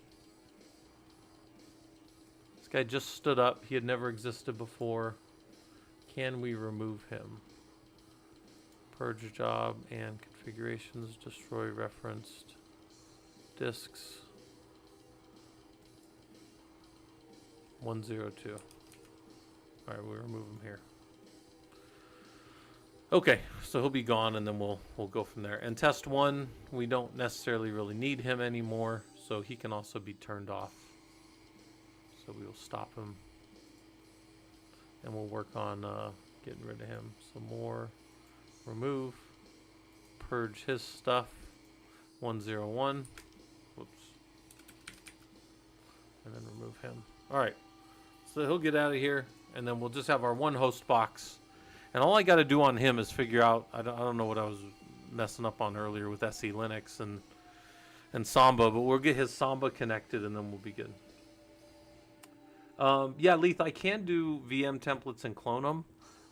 The only reason I want to do the werewolf is because then I don't really have to have any storage here. Things will just pop up on... things will just pop up and work. They'll pull it off of the werewolf node. And the other reason, well, let me think. We are going to need, because I'm going to end up having to set up a bunch of different networks, and I'm going to want the networks to only exist for as long as they need to as well. So we're going to be setting up VLANs for each of the different werewolf clusters when we start doing werewolf. Your farm said, I mean, your configuration for werewolf, you're going to use Proxmox for cloning VM manage, which would then be used for werewolf. Yeah, so real quick, just so everybody can see this, if we were to come here, this is like how supercomputing works. So I'm going to give a quick, to answer that question, I got to do a quick backup. Normally in supercomputing, we treat everything's a physical disk or a physical server, like it's a big, beefy server. But I don't think I or probably many people could afford to just have a bunch of physical servers for everybody here to just run in their own environments, right? So I'm compromising and saying, okay, I'm going to use a virtual machine. I have an ESXi, or in this case, Proxmox Type 1 hypervisor, and he's going to stand up a virtual machine, but we're going to pretend, in air quotes, pretend that it's a physical box. That's what we're doing in our lab. So like if you're ever over here on any of these nodes, for all intents and purposes, these boxes here, not these ones, these Rocky and test targets and the hammer boxes and the auto boxes, they are like, for all intents and purposes, just physical machines out there. They're not really, they're virtual machines pretending to be physical machines, but when they boot via Werewolf. So Werewolf comes over here as a provisioning server and a cluster manager, right? It's like these two parts over here to, as a node comes up, build him from scratch. Stateless nodes are what we call them. So yeah, so in the lab, so my grand, my mad master plan, which is, of course, all my stuff is crazy, but is to build nodes out here. This box will always exist for real, but other nodes will stand up only for the time that they're needed when people request them. Because what's happened in the past is I've had a bunch of servers up, but then if nobody's using them, I'm just wasting a bunch of capacity, and I don't want to do that. I would rather users come on to our environment, right? Because, by the way, guys, I don't know, I didn't mention this yet today. Fisherman put together, if you go to our ProLUG lab environment, and you do, you go right here, and you say add key, and then you put your public SSH key in there, it will add it into our cluster automatically. And then you connect from ProLUG at prolugasuscom.com, and you drop into my Bastion, my Bastion nodes. So my Bastion nodes drop you into all of the different environments. But Fisherman got the automated part of adding your key there, right here. You can also remove keys. if you want to get rid of it. And then if you remove key, it'll remove your key based on your username that you put in the system. So he put that all together. He put that in the bot. So now if you guys go into the ProLUG lab environment and look at the pinned messages, you guys can just get directly in there.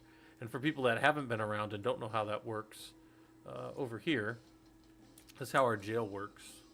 If you guys have never seen a jail, you know, you jump in from the internet on ProLUG at prolugasuscom.com. You get dropped into a user jail, and in that jailed session, you only have 3 options. Well, you have a 4th option and a 5th option technically, but you can choose the admin labs, the security labs, or the automation labs. If you don't pick one of those, your 4th option is to just get kicked out after 10 seconds, and your 5th option is to say 4, and it'll just kick you out as well. So those are your only options in the Bastion, and then the Bastion shoots you off to the different nodes that you actually go to, which are somewhere between the Hammer 1 and 5, Rocky 1 and 5, and Auto 1 and 5. So you drop into the different servers for the environment that you need. So there you go. Okay. So, I mean, we got the host box stood up. I do need to get that Samba thing fixed. Not sure exactly what's going on with that, but typically that's something that we would get going there. How's our metal playlist doing? We're almost at the end of that. I need to start that over because that only runs for an hour or 2 hours before it'll go somewhere else. Jump over to something that I can't be playing on here.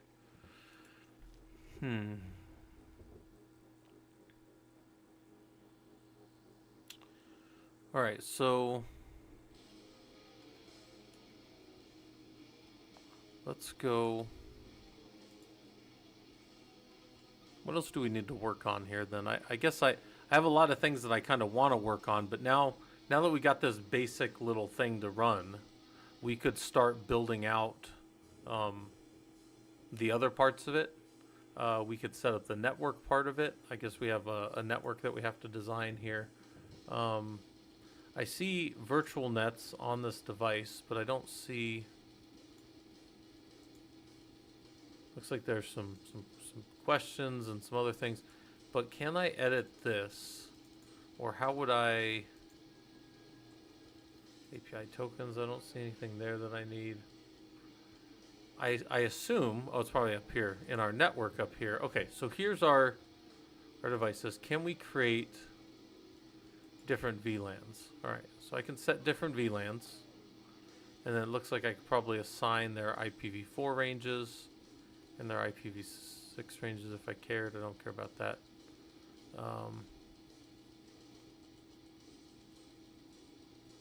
We do have VLANs that exist in my environment already.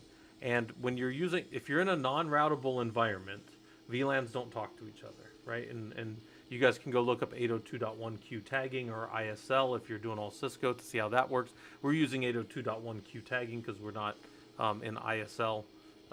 So that's neither here nor there. But to then communicate between VLANs, which our nodes then have to do if they want to get out, we have to have something like a router. So I have a box here that sits here called C router, and he does all my routing for VLANs. I'll show you the VLANs. He's in VLAN. He should be in 2 networks. He should be in lab internal, which when I look at him, oh, maybe it's up here. When I go look at his networking, lab internal is on VLAN 1, and the other networks, so network 0 is he's an unassigned VLAN, right? So he doesn't get one. So if I want things to be able to talk to the other devices in VLAN 1, they have to have a VLAN 1 tag, right? And then for each of the different VLANs that I want to speak to, I have to have a device that will switch between, so a router.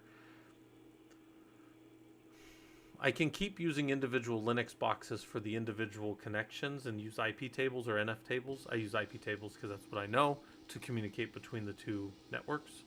Or I could set up a router and have a router do it, right? But I don't have a router in the home lab. Not a router of any consequence, like not a real one. So then you say, well, Scott, why do you care about VLANs anyways? Well, because VLANs are their own broadcast domain. And every werewolf server that's going to do his own DHCP broadcast has to be in his own broadcast domain. He has to be in his own domain so that nobody else sees him. And technically, because he's doing it at the VLAN level, he's talking to only the other systems that are in his VLAN. Just as far as that goes, because if the switch spreads it everywhere, it still only sends out the ports that are the ports that are tagged to that frame VLAN ID, right? So it doesn't really matter. Like we're not trying to be networking experts here, unless that's something you're interested in. And then I tell you, we got stuff in the Discord that'll help you with that if you want to get better at that. We're not doing that right now though. If I were to build stuff here, different VLANs, I would have to. I'd first want to plan out the VLANs that we're going to use, and then I'd have to plan out.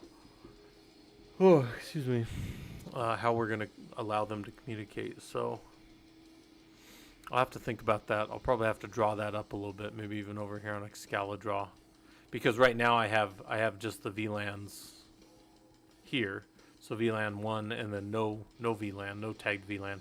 But I would have to start adding more VLANs as we go, as we spread this more out to the right. It's gonna bug me that I can't connect to that.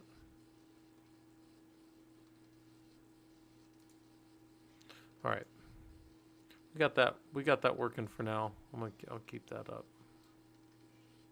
That environment. That's good. All right. Well, I don't know. Maybe that's enough for tonight. I didn't tell you guys too much about the Discord, but there is a Discord. Discord is free. You guys can hang out in there. We got like a bunch of us in there, and people are doing. If you guys see down here, people are doing discussion posts because we're running 2 courses right now. One is on security engineering, and one is on Linux automation and automation tools and stuff. Those courses run on Saturdays. We're going into Unit 4 tomorrow. They're free. There's also a Bash study group tomorrow. The security engineering course is at 3 p.m. my time, but if you go look at it, it'll be in your time. So one of the nice things about Discord is it automatically translates all the time. The automation course is at 5. I have to put a lot of that together tomorrow. Actually, probably here later tonight, I'll put some of that together. And then got late night Bash study. Some people want to hang out and do that. Writer's Room is for people that want to get involved with building these little books. The books are all free, guys, and they look like this. This is like the Linux admin course. This is what the 16 weeks look like. We're not running the Linux admin course until next week, or again next year. And then the security engineering course, we're not running this one. Well, we're running this one now, but we're going into Unit 4. So this next thing we're going to do is we're going to build Bastion hosts and air gaps. It's one of my favorite topics. It's actually what my dissertation's on, is the securing of ingress of users and such. So, because I find this interesting, and I think you should immediately be able to tell if somebody's a bot or a user, or like an actual user or bot, and I think that's really easy to determine inside of a Bastion. So that kind of stuff. I don't know, and I'm just kind of been amped up, so I haven't really been reading as much chat as I should. But that's what's coming up in the Discord. That stuff's all free for you guys. You guys can hang out down there, talk shop with other people. You guys can ask people, do I charge you stuff? Is it like one day I just start charging everybody? No, the only guy that charges anything is Fisherman, and that's if you ask about it. And then James is going to come. James is a former student of mine and kind of guy who's done pretty good in his career over the last, I think he's been in IT for a little over 10 years now. And he's coming to talk to you guys about, he's recently been promoted to IT Director of Optimization, so that's a cool title at his company. He's going to talk to you about his path into IT. He was a Marine. He was a Marine infantry guy. I was an Army infantry guy, so we got a little bit of a kinship there. And then he's working in healthcare, and they're using AI to do kind of cool stuff. So he's going to come talk to you guys about that. One, getting the job and how to progress in it, because he's done that. And then also, using the AI stuff that he can talk about that they're doing in their company to make better care for people, which I think is cool, right? It's not just about making more money. It's also about providing better care for people, which is because his company's more focused. His company, all companies make money, but his company is focused on providing the actual health care, which I think is kind of a cool cool concept. But he's going to come talk to you guys on November 8th. I need to give him a reminder that we're only a few weeks out from that. But that's a good little one. And then, again, people are just hanging out in Discord talking about stuff. You can get access to the systems if you need, right? The ones that are up, you can get into those whenever you need. You just got to go put your key in there. So, all right. I'll probably drop off of here, but I appreciate everybody coming. I will be around tomorrow, right? We're heavily working on systems tomorrow. And I will see some of you guys then. All right. Take care.